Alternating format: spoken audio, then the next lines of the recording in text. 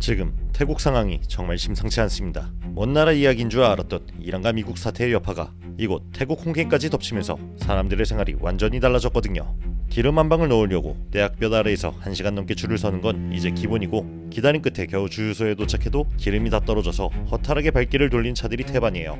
상황이 이렇다 보니 다들 불안한 마음에 기름 사재기까지 벌어지는 그야말로 비상 상황입니다. 모두가 멈춰버린 고유가의 태국. 하지만 이런 상황 속에서 오늘 저는 극강의 가성비 루트로 여행을 떠나보려고 합니다.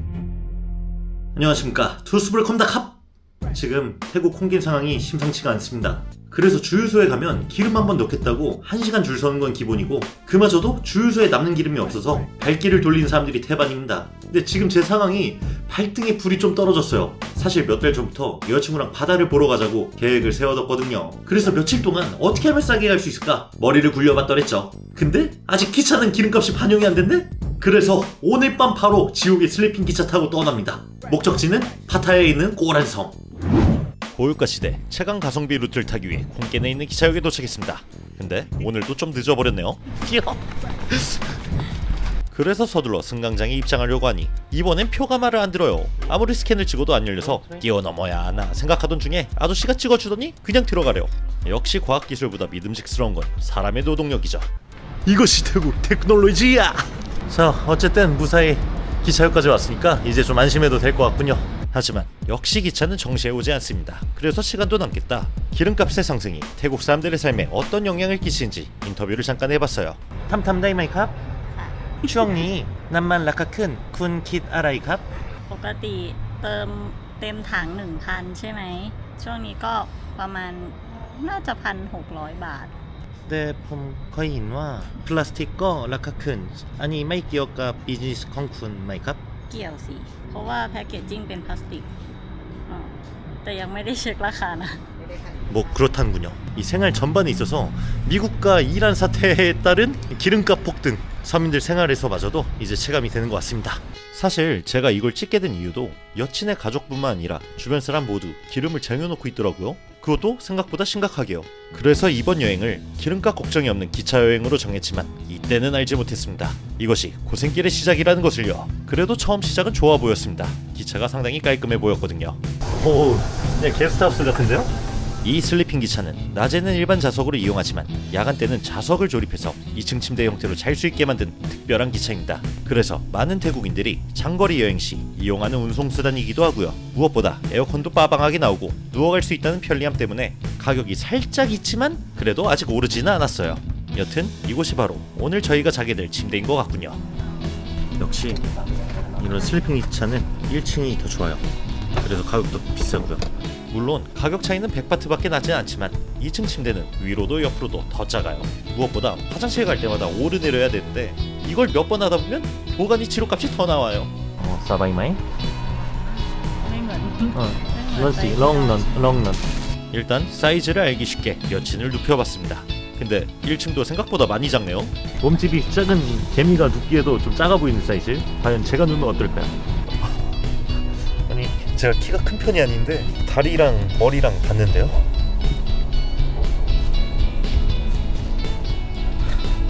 옆으로는 움직일 수가 없어요.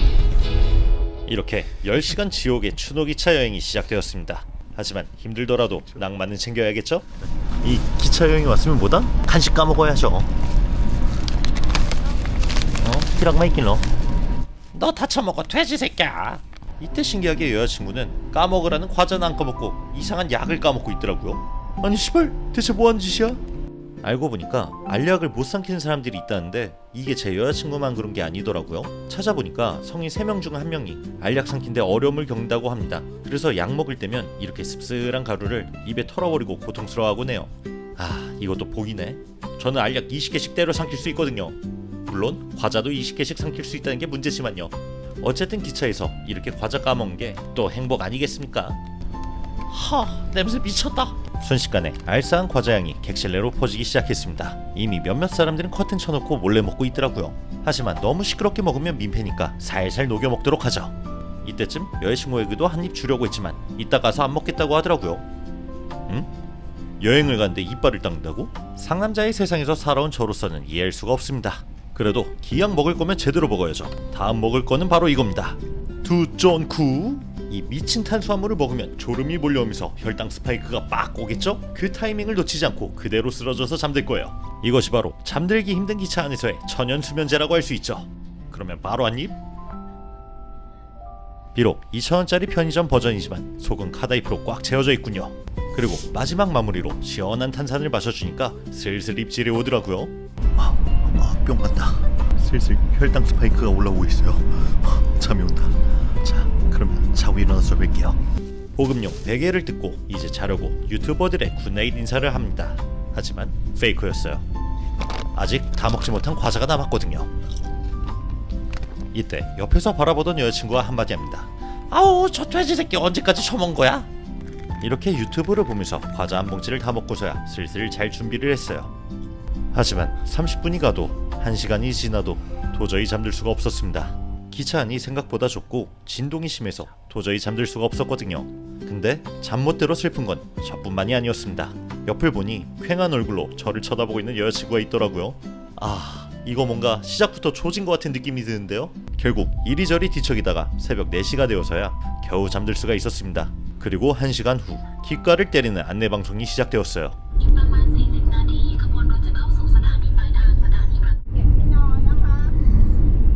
잠을 자지 못해 약이 바짝 오른 독두꺼비가 나타났습니다. 밖을 보니 벌써 많은 사람들이 일어나 있네요. 아니, 정확히는 승무원에게 멱살 잡혀 일어난 거예요. 역에 도착하기 전에 승무원들은 서둘러 침대를 다시 좌석으로 만들어놔야 되기 때문이죠.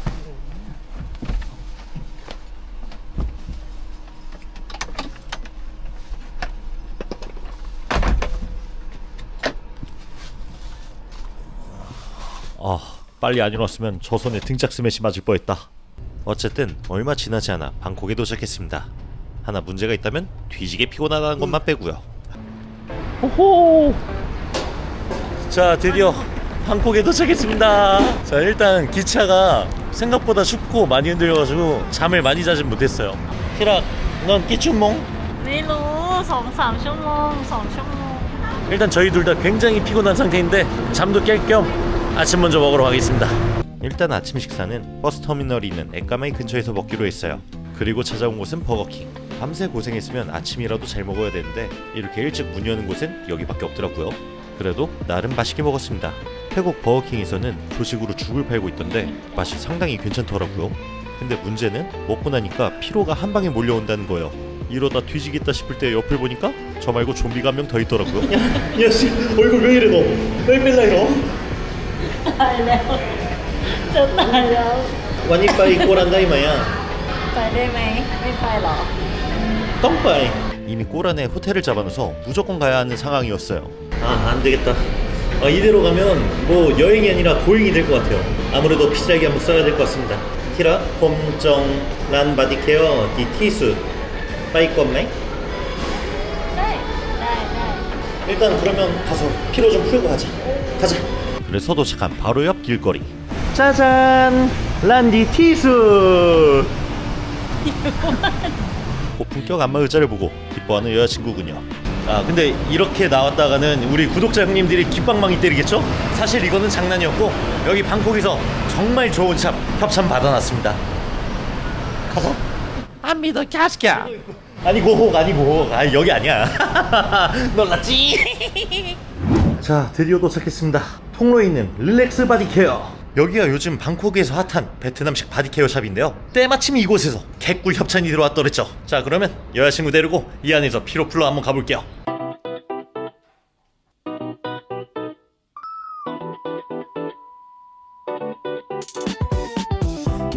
들어가볼까?